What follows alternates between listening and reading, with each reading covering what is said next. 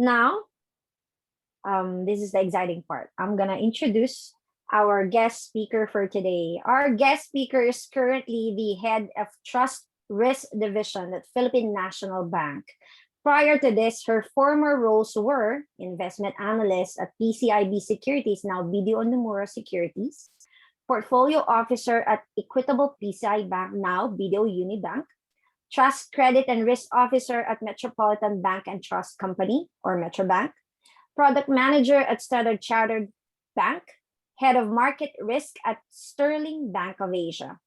She graduated with Bachelor of Arts degree in European languages. Very interesting, right? From the University of the Philippines, and completed her Master of Business Administration degree at the University of the Philippines as well. She earned her CFA charter in 2005. In fact, she was also a past board of trustee of CFA Society Philippines. Let us please welcome Miss Juliet Dytoc, CFA.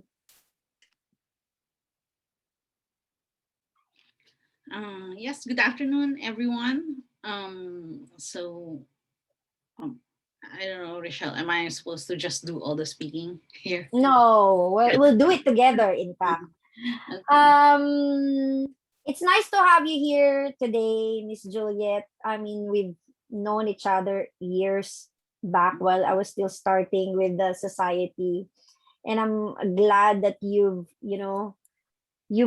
reached already at this point of your career, and we'd like to know why, right? And today we'll ask you to share your experiences, especially to those who would like to be like you someday.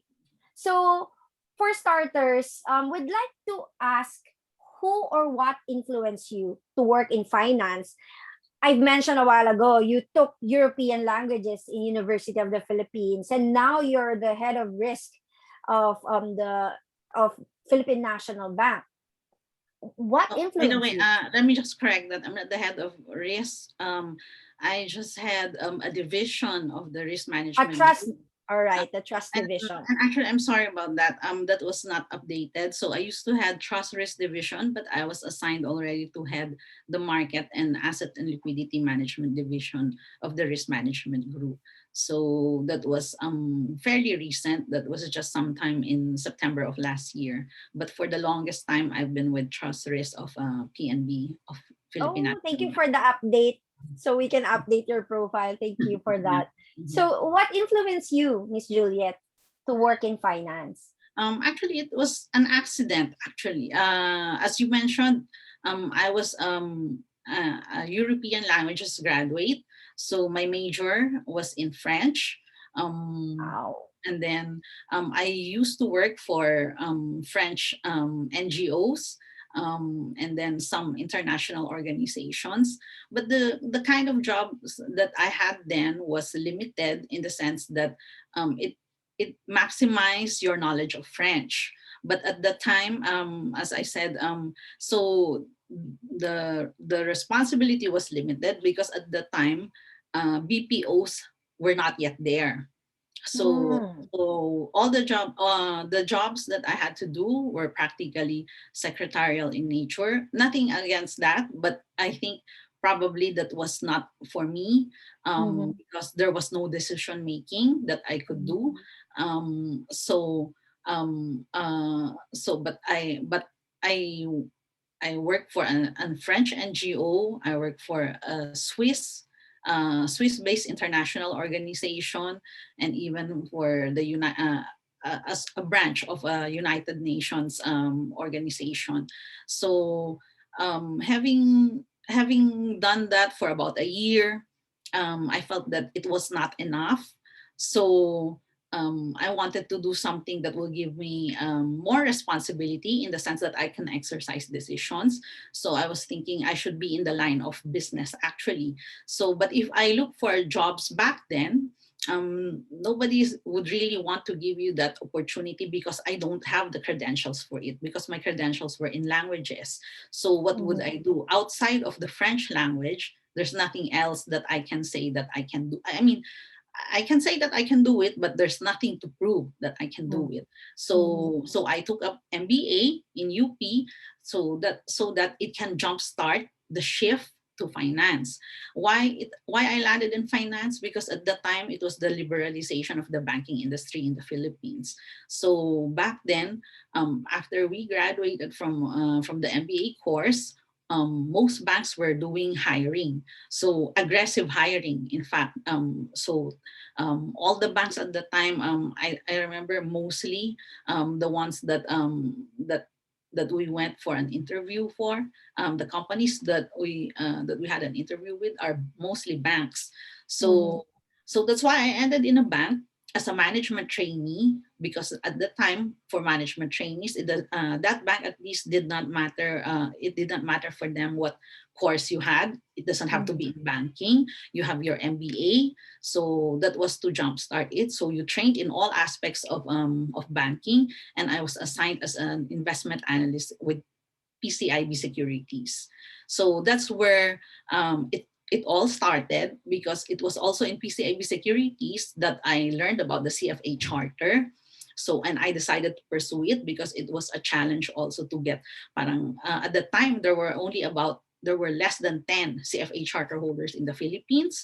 So Very few. my boss was one of them. So it served as an inspiration and also as a goal to be attained. So that's practically how it all started. Wow. From European languages, being in NGO, jumpstart to MBA, then straight to bank, and then finally knowing about CFA program. And it's very interesting. I wanted to know, how does that feel, coming from an NGO now going to a bank? Does it entail you to make like a big adjustment? Uh, well, at the time, not really, because for me it was parang a new adventure. No, so Mm, doing all that administrative stuff, and then going back to school, and then it's mm, like, and then the first job that we had was as a trainee, so it's practically like going to school. So all of you are classmates, all the new hirees, parang we're all classmates again. So we all did not know anybody else outside of our group. So, and then slowly we create our network. So it was really a fun time, because I always say, like, even if I meet trainees today, enjoy that time, because you don't have that much responsibility. All you need to do is to study, study, and study. You just have to pass. If there are exams, you have to pass it. If there are revalidas, then you study for it again. But you don't have deadlines to meet. You don't have deliverables that you have to go back to. So that is the best. Actually, I think that was a very good time. Diba? Like you're earning, but you don't have that much responsibility except to pass the exams. Oo nga naman, no? Who wouldn't want such opportunity? I mean, I'd like to apply also if I can still be accepted. But so at this point in your career, Miss Juliet, what do you consider as the highest achievement, as your highest achievement so far?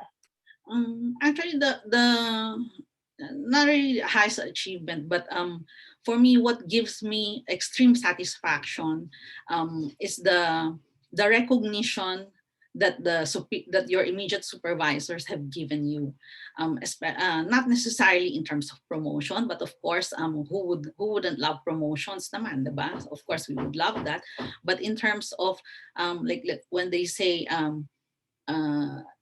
when they're leaving you, they're going to another bank, and they say, but I'm going to get you.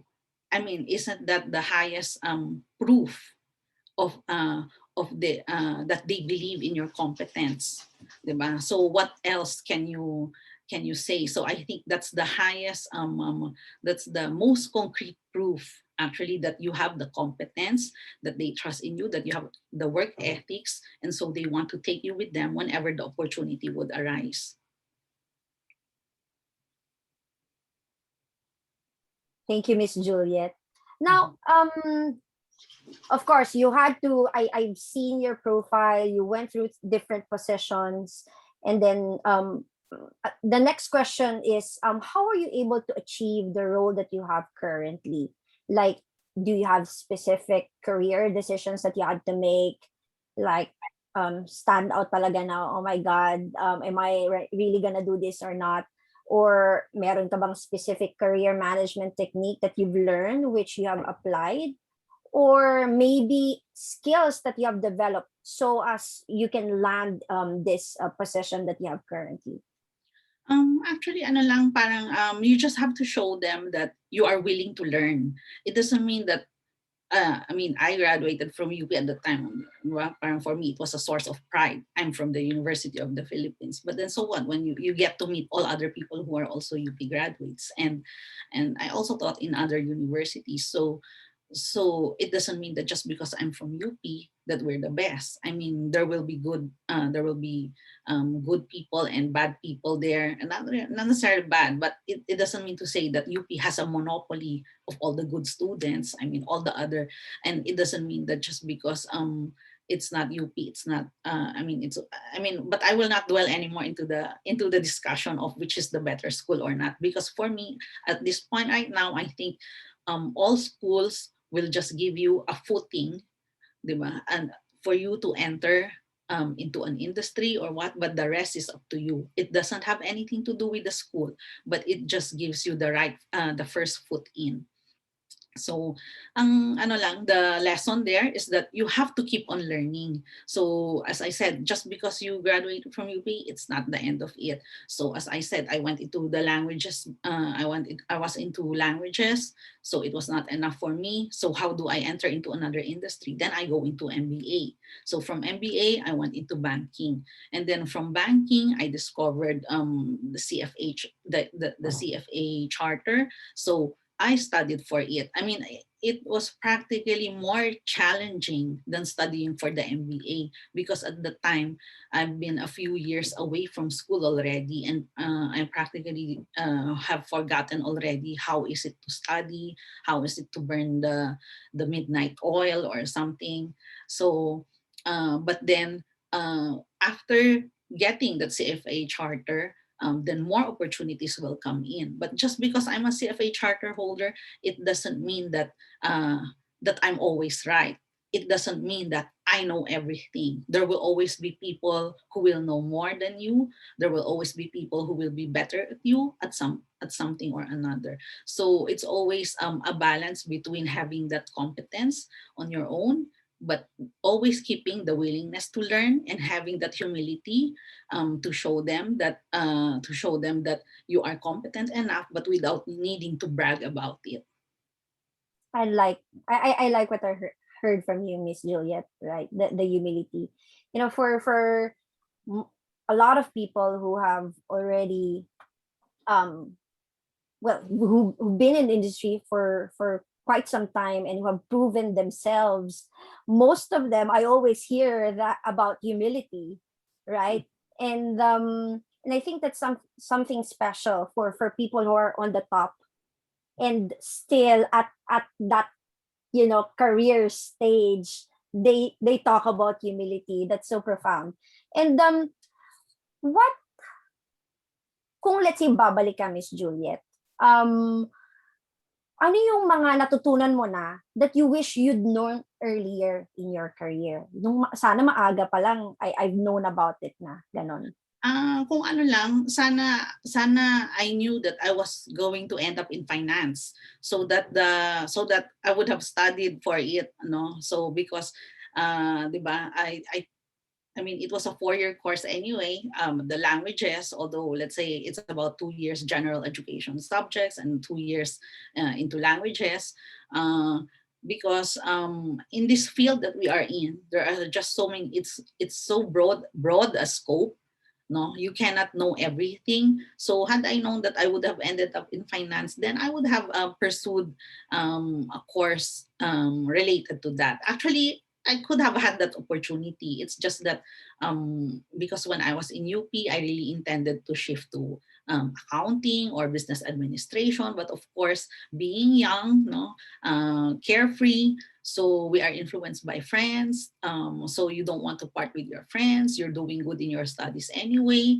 So, but after school, you find out I'm not going to, parang I'm not satisfied pala, 'di ba? With maximizing my knowledge of French in at work. So I ended up in finance. Then I could have used those years to study what calculus. It's something that I'm really bad at, di ba? Because it would help somehow, like when you're working with so many things like technical things like strategic models, etc. Knowledge of that, more math probably, calculus, accounting, etc. Di ba? Derivatives. Um, that could have and that would have given me a lot of benefit, di ba? Although I'm not saying that knowledge of French is totally useless, but then we can also go to school, di ba? Outside of like while we're working, go to school, and I teach that as well. I used to teach that, no, mga one-shot courses on French, basic French, for yeah, like yeah, being hired on a part-time basis. It's just because I wanted to keep on practicing, but for now I don't really practice it, but I still understand a bit. That's nice. So when you have French visitors, you can actually do like literal normal conversation. It's like speaking in English or Tagalog. That's so cool. And that's true, no? Kasi like if you've taken finance course, it would have also helped you also in taking the CFA program. Mhm. So related to that, um, what work that you do right now and how did the CFA program curriculum help you in your career? Okay, so the work that I do right now, as you mentioned earlier, it's risk management. Okay, so it's a totally different field from banking. Again, it was an accident that I went into risk management because I thought all this time, because I was in the trust industry at the time. Risk management had started from parent banks, from the bank proper. So risk management in trust, that came a little bit later. I think about 10 years later. So I was with Metrobank at the time. I was hired by Metrobank to do trust risk. Metrobank was the first one to do risk management actually, and I really had to learn the ropes. No, it's different from the risk management at the bank side. Um, so the CFA, having that CFA thing, uh, parang I don't know. Coming from going back to your question, I came from the securities, from the investment analyst. As an investment analyst, um, I I was transferring to Metrobank at the time. I thought I was going to the investment management side, diba? But ano pala? So later on, because at the time risk management was not existing in the trust banking industry. So all this time I thought I was going to be an investment manager, and then later on I decided when I was there pala, iba pala yon kasi, diba? Parang wala namang precedent. So I did not know. I really thought I was going to be in another industry. So it was an accident. But then yun nga, having done gone there, you do what you're supposed to do. Because it also involves a lot of numbers crunching, and I guess practically I have a little bit of skills in numbers crunching. So you work with a lot of models, a lot of worksheets, spreadsheets. So I was able to do well naman. So that's why from there, that's where the career in risk management started. Although I deviated for a while, I went into product management. I went into and then went back to risk management. So CFA, how the CFA charter, how did it help me? Because at the time, as I said, no, diba, parang there's nothing more gratifying than your immediate supervisor being able to say to you that they would want to get you even if they leave the bank, they would want to take you with them. In the same way, they are vocal in saying that when they introduce you, she's part of my team, she's a CFA charter holder, parang alam mo talaga agad that there's this sense of pride. Mas may sense of pride pa sa kanila siguro kaysa sa akin, 'di ba? Kasi ako, for me, I have to maintain that humility. It should not go into my head, 'di ba? But for them, they are very proud that there's a CFA charter holder who is a member of their team. So it works ano naman, parang mostly always like that, that when you have the charter, it is already acknowledged that you have the competence, the necessary competence that goes with the job. Right. I hear a lot of this actually, from CFA charter holders, how the CFA charter really helped them, and how it actually democratizes, because um like, even if you're young, you got the CFA, you go outside, it still be the same designation globally wherever you are. And even if you're here in the Philippines, you meet fellow industry professionals, and they really know the value of the charter. And having said that, Miss Juliet, do you think the CFA program is still relevant? Yes, because it keeps itself updated. So if you took the exam, what, 10 years ago, mine was 2005, so that was more than 10 years ago. I'm pretty sure the subject, although the general subject is still there, but the nitty gritty of it, that would be totally different. At the time, I'm not sure. I haven't seen what the curriculum looks like, but at that time, you practically haven't heard of Islamic banking, of Islamic finance. Probably now there are some things like that already in the exam, or I don't know. But even in the finance industry, before, when you say halal, di ba, parang pagkain lang yan eh, di ba? Pati pala sa finance, meron ding halal, parang ganun, all those sorts of things. So the CFA curriculum, from what I notice, it evolves. It follows it follows the trend, basically the trend in the financial industry.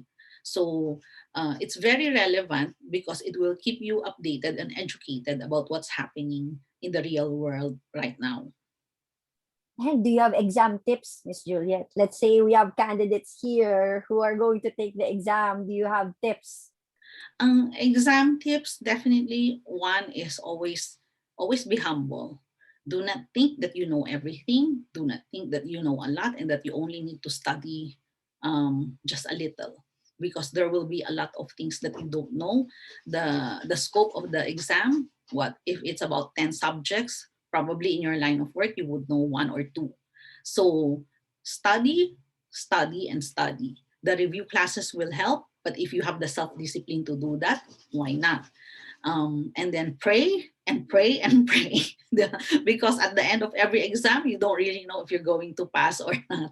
Because I mean, there are some challenges, but I think no. I mean, I'm not ashamed to say that I'm not a first-time passer for every level. No, I did it in 4 years. Um, Yet take advantage of your gut feel, because at the time that I failed it, I was having that sense na I think mali eh, 'di ba? Parang bakit? It has nothing to do with the exam question. It's more of a pattern that you see. So yan yung mga sinasabi ng anecdotal evidence, probably from observation, 'di ba? Parang ito na yung sagot ko kanina eh. My next set of question, parang ganito pa rin yung ano ko eh, parang dapat yata yung other set of answers. But well, that's a lesson. Yun yung I stuck with it. So I think yun, mali, yun nga yung mali. So yung gut feel, it also helps. No, hindi lang yan pang practical na buhay. It's also relevant for this exam. Parang trust your instinct, but definitely you have to study and you have to couple it with prayer. Yun ang aking tip. Napakagandang tip. Talaga, study and pray. And that's so easy to remember. I hope everyone who hears this, who want to take the exam or who are taking the exam, will be taking note of this. Um, Miss Juliet, you've been in the industry for quite a while. I know you've seen a lot already in the industry. So, was there ever like a most confounding ethical situation that you've encountered in your career? And did your knowledge of the CFA program help you navigate that? Yes. I think the ethical situation I was faced with, it's something that everybody gets to encounter when you're in that situation. Parang yung when you're leaving a company, you're tempted to bring with you all the work that you do because you say, I did that, that's mine, diba? But then what does the what does the principle of ethics tell us about it? It's not yours anymore because I was hired by that company, so all my output belongs to them. It's not mine. So why would you take it? So very timely because I was taking the CFA exam rin. So that's why it's really a black and a white. So and I always tell, and sometimes I think I attended an ethics seminar, no, organized also by CFA, by the CFA Society of the Philippines, and then I do echo. Because there used to be a time that we echo whatever seminars we attended, or at least we get to pick. We have to among our peers, among our colleagues, we have to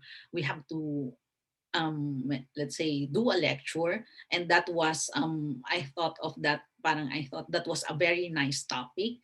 So I also basically replicated that that seminar, and I asked them that question, and yun, I also get that answer na ako naman gumawa nun eh. So parang ano no, parang ako naman ngayon ang nagsasabi na, but that is not yours anymore. You were hired by the bank.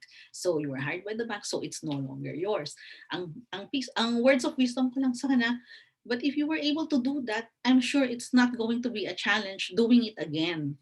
So and I think that is a good application, because sometimes when I do worksheets, I have so many worksheets, you tend to save us for another version, and then updating it. Then sometimes your worksheets just seems to want to burst, to explode. It would be easier actually to just do everything again from scratch. So if you know the principles anyway, I mean, it may be challenging because of all the linkages that you have to do, but you will be able to do it again. So it should not be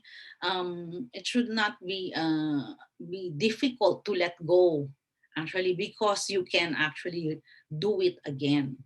So para wala na ring conflict sa ethics.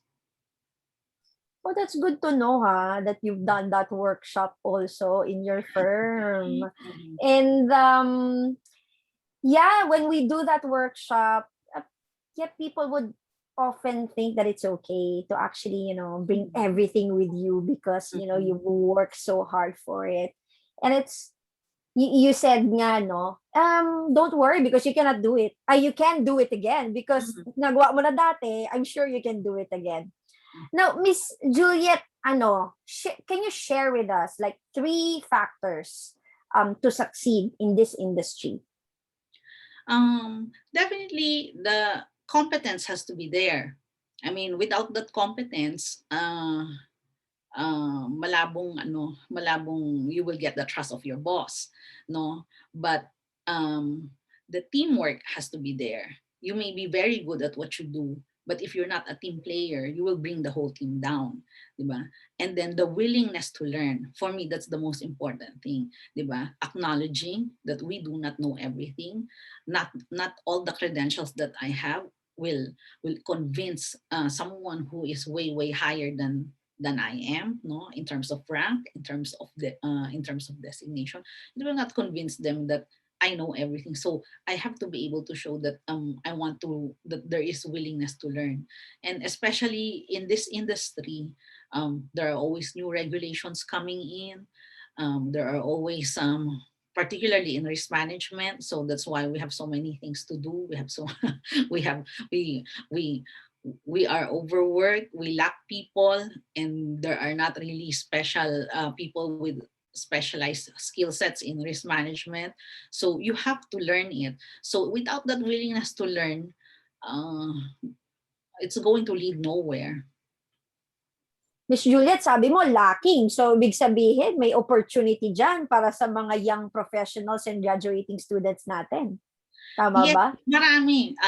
Yun lang, well, depending on some let's say the ones who are hiring, no, some people would prefer those with experience. But for me, because this is my personal experience, I was in languages, I was able to do well in finance. I was able to do well in investment analysis. So, and even in whatever modeling that you say. So for me, I always tell them when I'm talking to a bunch of trainees, actually, sa kanila, they may require you to have knowledge of math, even statistics. But for me, ano lang, work attitude lang ang kailangan ko, because I believe that everything can be learned. Boils down to character, Miss Yeah. Juliet, no? Mhm. No. Yeah. So you said, no, the three factors. Competence should be there. You Mhm. need to have teamwork, be a team player, and willingness to learn. Mhm. Any parting words, Miss Juliet, for those who are interested in pursuing a career in risk management? Yeah, do not be afraid, 'di ba? Parang kung in Latin, since European languages naman ako, 'di ba? But you will be familiar with this carpe diem, 'di ba? Seize the day. Do not be afraid, 'di ba? When you see those worksheets with all those numbers, some people kasi, 'di ba, particularly the non-CFA charter holders, parang pag nakita pa lang nila, parang, whoa, what's that? 'Di ba? But do not be afraid. You just have to have the patience, 'di ba? The willingness, and do not be overwhelmed, 'di ba? Yung ibang risk officers sa totoo lang, 'di ba? Parang that's how they like to make sindak, 'di ba? Parang ganyan na o tingnan mo yung worksheet ko, oh, ang dami-dami mo nang nakakabit diyan, mga more than 10 worksheets. But actually, if you I think I saw the deck of your presentation deck for the financial modeling. That's not the right way to do it naman, 'di ba? Parang you have to simplify everything. Pero kasi yung iba, syempre kanya-kanyang style, and I always tell my people, no, um, you keep your own templates. I do not want to impose a template on you. I think everybody is free to create their own template, because everybody has their style, di ba? If you want to work with a lot of worksheets, well and good. The other one can do it in 3 worksheets, fine, di ba? It doesn't mean that it's wrong, for as long as we deliver the results. Di ba? So yun, wag masisindak, di ba? Ano lang yan, numero-numero, parang nakaharap diyan, parang akala mo nasa ano ka ba, nasa world of calculus ka ba or something. But it's not. It's just in effect, it's just math. It's just simple math. It's just multiplication, division, addition, and minus lang yan. Yun lang yun. Basically, with a little bit of a little bit of iterations. But that's it. 'Di ba? Hindi kailangan ng calculus. Yung sinasabi ko kanina na I wish I had studied calculus. Probably I would have failed. Pero hindi kailangan ng calculus para in the line of risk management. 'Di ba? Thank you, Miss Juliet. So, guys, do not be overwhelmed. Have patience and have willingness to learn. Do not be afraid. Now, we are opening the floor for questions from the audience. And you may use the Q&A box that we have here in Zoom for your questions. Pero meron tayong mga advanced questions na pinadala sa atin. Let's read it.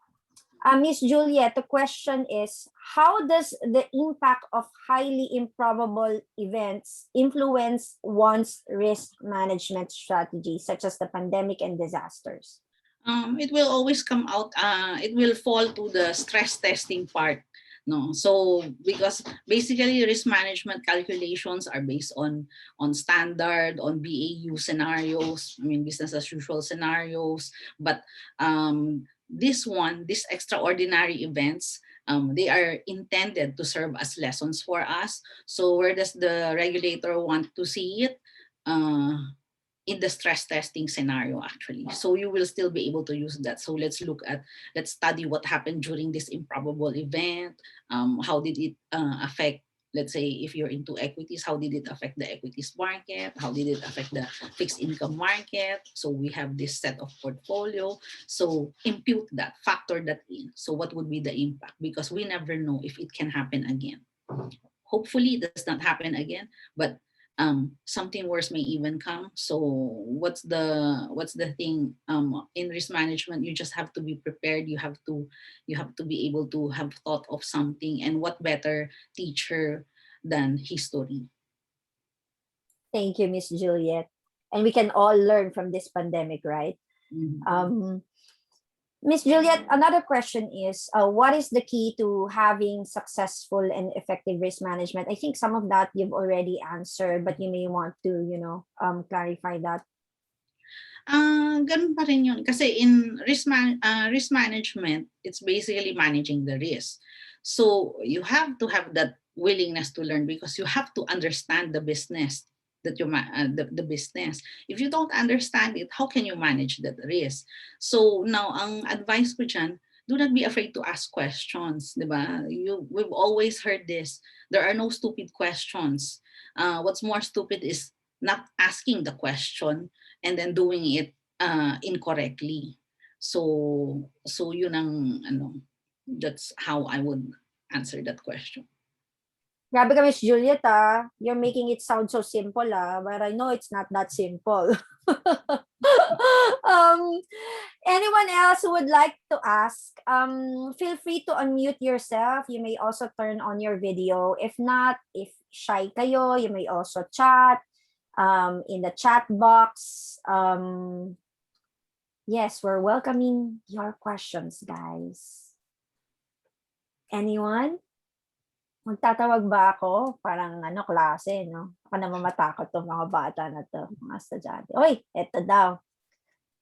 Risk management is usually middle office. Would you suggest that people be on front office first to be a better risk consultant?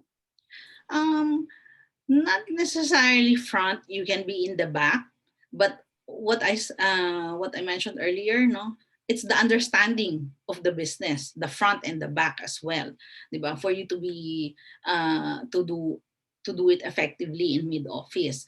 Now, syempre there will always be a lot of schools of thought there because ano naman, I always say it's based on personality, diba? Because some people are meant to be front office, are meant for front office, some are meant for back office, and some are meant for the middle office, 'di ba? Which is support, 'di ba? Kasi hindi lahat ng tao gusto maging bida. Yun yung mga nasa front office, 'di ba? You have to be very articulate. Although I'm not saying that just because you're in mid office you're not articulate, no? You can also be articulate, but then if you don't have the, let's say the tolerance, let's say, remember, if you're talking to clients, you will always encounter difficult clients. There will be good clients, there will be clients na bait-bait naman talaga ni ma'am, no, kahit na ang dami-dami ng pera pero ang bait-bait niya, mas mabait pa siya, samantalang itong isa talaga naman, 'di ba, will give me all the challenges. So if you don't have the patience for it, you're not for the front office, 'di ba? So wala rin naman 'yan sa social status mo. May ibang very rich people who can do that, 'di ba? Who can really pacify, attend to a client patiently, pero merong not so rich people, hindi niya kaya 'yun. Parang ano 'yun, yung parang sobra-sobra na, parang feeling niya in terms of what he's giving out, 'di ba? What he's giving away, 'di ba? Parang he's giving away a part of himself. Merong mga ibang tao hindi kaya 'yon. So iano mo rin 'yon. Pero definitely hindi kailangang front office, hindi pwedeng front, pwedeng back, pwedeng wala, but understand what's happening in the front office and in the back office. So that's what's more crucial. Thank you, Miss Juliet. We have another question here. I'm currently taking my bachelor's degree, my last year na, turning 27 this year. I wanted to take the exam. Does age and experience matter before taking the CFA exam? Asian what experience? She age and experience Does age and matter experience before taking the exam? Only to the extent that, as I said, for me, because I was so long out of school already before I took the exam again, I had a difficult time going back into the study mode. So for you, it should not matter, diba? Because it's really about study, theoretical studying, diba? Experience will help, no? But as I said, it's not possible for you to have the experience in all 10 aspects of the exam. You can only have probably 1 or 2, swerte ka na kung 3 or 4, diba? So it can help, but it will not be the deal breaker. All right. Thank you, Miss Juliet. We will be answering the last question. I am trying to learn programming. Will it be relevant in a career towards risk management?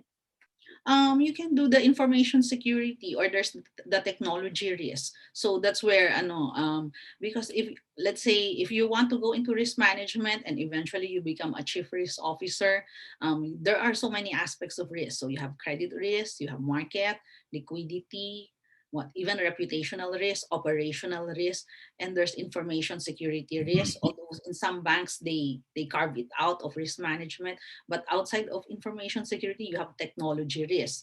So that will help. Actually, let's say a few years back, or maybe I don't know, but doon tayo sa past muna. A few years back, I was actually offered a position, more of like, let's say, a deputy CRO, and I was saying, maybe I'm not yet ready. I don't know if I would be a better trust officer, something like Rob's, something like what Rob's would do. Diba? I think I can be a better trust officer than a chief risk officer.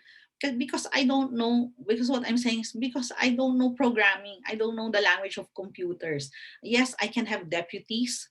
Yes, I can have someone work for me. But if I don't know how it works, how will I know if that person is just pulling my leg?